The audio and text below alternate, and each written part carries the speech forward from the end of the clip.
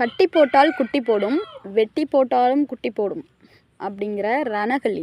அதை வந்து இதுக்கு முன்னாடி 2 வீடியோவோ 3 வீடியோவோ போட்டிருக்கேன். அதை பார்த்துட்டு நிறைய பேர் ரணகளி எங்களுக்கு செடியாக வேணுங்க்கா அப்படின்னு சொல்லி கேட்டிருந்தீங்க. நர்சரியில் கேட்டு பாருங்கன்னு சொன்னேன். சில பேர் நர்சரியிலும் இல்லை அப்படின்னு சொல்லியிருந்தீங்க. சரி, இலைகளை வந்து அப்படியே பறித்து போடுவோம், வளர்ந்து வரட்டும் அப்படின்னு சொல்லி பறித்து போட்டதில் எப்படி வளர்ந்து வந்திருக்கு பாருங்கள். தெரியுதா உங்களுக்கு எப்படி வேர் விட்டு வளர்ந்துருக்கு? இது ஃபுல்லாமே ரணகளி தான். இன்னும் ஒரு வாரத்தில் கேட்டவங்களுக்குலாம் கொடுக்கலாம். ஆனால் சின்ன சின்ன செடியாக இருக்குது, சின்ன செடியாக இருக்குது, நாங்கள் வளர்த்துப்போம் அப்படின்னு சொன்னால் அனுப்புகிறேன். சரிங்களா? இங்கே ஒரு பெரிய செடி இருக்குது, மற்றதெல்லாம் ரொம்ப குட்டி குட்டியாக இருக்குது. தெரியுதுங்களா?